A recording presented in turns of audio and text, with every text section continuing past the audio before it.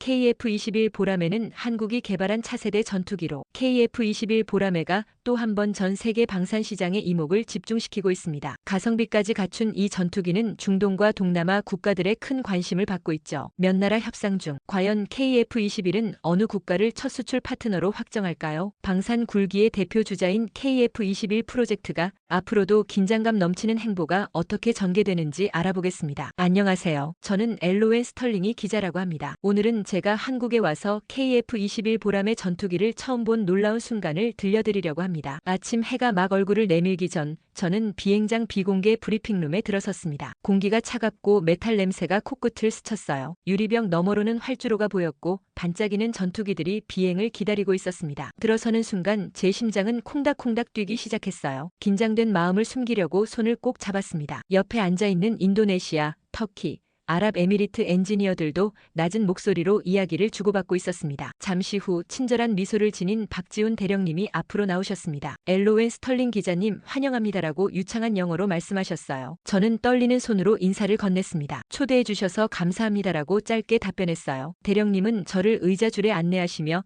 KF-21 프로그램의 개요를 설명해 주셨습니다. 한국이 4.5세대 전투기를 자체 개발하기 위해 수조 원을 투자했고 지금까지 오직 몇 나라만 해낼 수 있는 도전을 해왔다고 말씀하셨어요. 차트와 사진을 하나하나 보여주셨습니다. 처음에는 학교 숙제처럼 복잡해 보여서 고개를 갸웃했어요. 그러자 대령님이 웃으시며 이제 직접 보시면 이해가 쉬울 겁니다라고 말씀하셨습니다. 브리핑을 마치자 모두 일어나 밖으로 걸어 나갔습니다. 자갈길을 지날 때마다 제 부츠가 삐걱거렸어요. 저희는 높은 철책 앞에 멈췄습니다. 철책 너머에는 회색으로 칠해진 보라매 한 대가 우뚝 서 있었습니다. 전투기는 커다랗고 날카롭게 생겨서 마치 거대한 금속 새 같았어요. 가슴이 두근거려 속으로 정말 멋지다라고 중얼거렸습니다. 박 대령님이 카운트다운을 시작하셨어요. 셋 둘 하나. 엔진이 갑자기 굉음을 내며 살아났습니다. 전투기는 발사되는 듯한 굉음과 함께 활주로를 달리기 시작했어요. 그리고 마치 스프링이 튀듯 하늘을 향해 치솟았습니다. 제 눈앞에서 바퀴가 접히고 날개가 번쩍이며 구름 속으로 사라졌습니다. 저는 입이 떡 벌어지고 뜻밖의 감탄이 흘러나왔어요. 와 정말 대단하네요. 라고 무심코 말했습니다. 바람은 여전히 차가웠지만 제 가슴은 뜨거워졌어요. 처음 느끼던 의심은 눈 녹듯 사라졌습니다. 제가 아는 한국은 고작 휴대폰과 자동차를 만드는 나라였어요. 그런데 이제는 최첨단 전투기까지 만들다니 놀라웠습니다. 이 정도면 세계적 수준인데요.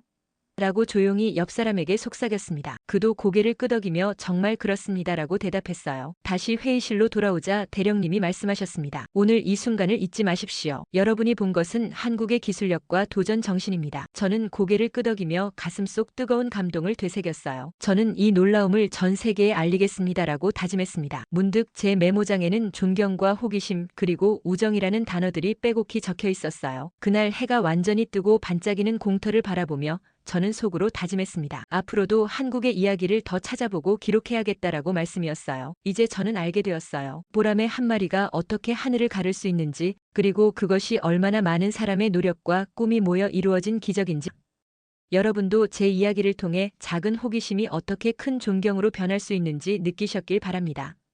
터키와 UAE의 이야기를 들려드릴게요. 그 짜릿한 이륙 후 저희는 다시 브리핑룸으로 돌아왔습니다. 모두가 약간 어리둥절해 있었습니다. 박 대령님께서 다음 초청 손님을 소개하셨습니다. 키 크고 깔끔한 정장을 입은 터키의 에무레 윌마즈 씨였어요. 안녕하세요, 스털링 기자님. 그가 따뜻한 목소리로 인사를 건넸습니다. 터키는 오래전부터 한국의 기술을 존경해왔습니다. 그는 손을 내밀며 말씀하셨어요. 저희는 5세대 전투기 TFX-칸 프로젝트를 진행 중입니다. KF-21에도 협력할 수 있기를 바랍니다. 저는 눈을 깜빡였습니다. 터키?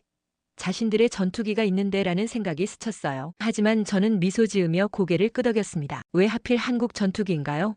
라고 조심스럽게 물었어요. 에무레 씨의 눈이 반짝였습니다. KF-21의 시험 비행을 보았습니다. 민첩함과 속도가 2배 가격 전투기와 견줄만 했습니다. 그리고 스마트폰에서 초고속 전투기로 단 몇 년 만에 도약한 용기가 저희를 감동시켰어요. 그는 폴더를 열어 터키 TFX 프로토타입의 사진을 건넸습니다. 날개 모양은 조금 달랐지만 많은 부품이 닮아 있었어요. 양국 엔지니어가 아이디어를 합친다면 그가 몸을 앞으로 숙이며 말했습니다. 진정한 세계 최고 기체를 만들 수 있을 것입니다. 주변을 둘러보니 인도네시아 엔지니어들은 신나서 속삭이고 있었고 UAE 대표들도 귀를 기울이고 있었습니다. 다양한 나라에서 온 사람들이 한국의 기술을 존중하며 한자리에 모인 모습이 인상적이었어요. 에무레시는 이어서 앙카라에서 합동 워크숍을 열겠습니다. 저희 생산 라인을 보고 터키 음식을 맛보고 파일럿도 만나보십시오라고 제안하셨습니다. 그가 친구처럼 부드럽게 웃으며 말하니 한국은 단순히 전투기를 파는 것이 아니라 우정을 쌓는구나라고 느껴졌어요. 강연이 끝날 무렵 저도 모르게 입 밖으로 말했습니다. 함께 이 길을 탐구할 수 있다면 영광일 것입니다. 에무레시는 환하게 웃으며 고개를 끄덕였어요. 박 대령님도 메모를 적으며 좋습니다라고 응답하셨습니다. 이제 터키마저 한국을 세계적 리더로 부르고 있었어요. 일주일 후 저는 다시 비행장에 돌아왔습니다. 이번에는 눈부신 정오의 햇살 아래였습니다. 저는 특별한 서명식에 초청받았습니다. 사진 기자들과 북 연주자들이 활주로 옆에 줄지어 서 있었어요. 붉은 카펫이 KF-21로 이어졌습니다. 카펫 끝에는 단정한 제복을 입은 UAE 공군 사령관 라시드 알샴시 장군님이 서 있었어요. 부드러운 바람이 자스민 향기와 엔진 오일 냄새를 함께 실었습니다. 저는 가슴이 두근거려 노트북을 꼭 쥐고 있었습니다. 박지훈 대령님께서 장군님을 깊은 경의로 맞이하셨습니다. 두 분은 전투기 날개 밑을 나란히 걸었어요. 이어 두 분은 태극기와 UAE 국기가 걸린 긴 테이블에 앉았습니다. 참석자들은 의향서를 서명하는 순간 조용히 숨죽였어요. 플래시 불빛이 화려한 불꽃처럼 터져나왔습니다. 알샹시 장군님은 마이크를 향해 몸을 기울이며 말씀하셨어요. KF-21은 한국의 창의성을 상징합니다라고 하셨습니다. 저희는 전투기를 도입하고 조종사를 한국에서 훈련시킬 계획이에요라고 하셨습니다. 이것은 장기적인 파트너십으로 정비와 교육, 공동 생산을 포함합니다라고도 전하셨습니다. 함께 새로운 항공 역사장을 열 것입니다라고도 말씀하셨어요. 그의 말씀이 따뜻한 포옹처럼 느껴졌습니다. 저는 엔지니어들 시선을 힐끗 보았어요. 몇몇 분들은 눈가에 눈물을 머금고 있었습니다. 많은 엔지니어가 이 순간을 위해 잠 못 이룬 밤을 보냈어요. 저는 사막나라 하나까지 한국의 꿈을 공유한다는 사실을 깨달았습니다. 그 모습이 가슴에 깊이 남았어요. 행사 후 저는 장군님과 박 대령님을 따라 제어실로 들어갔습니다. 수많은 모니터에 그날 아침 시험 비행의 실시간 데이터가 떠 있었어요. 장군님은 엔진 온도, 레이더 사거리, 조종사 식당 메뉴까지 물어보셨습니다. 박 대령님께서는 하나하나 인내심 있게 설명해 주셨어요. 그리고 조종석 모형을 살펴보며 앉아보라고 안내하셨습니다. 장군님은 제어봉을 손가락으로 쓰다듬으며 환하게 미소 지으셨습니다. 저는 카메라에 조용히 말했습니다. UAE의 약속은 단순한 전투기 구매가 아닙니다. 그들은 공동 개발과 혁신, 한국식 정밀함을 나누고 싶어 합니다. 그룹이 KF-21 편대의 경례를 받으며 떠날 때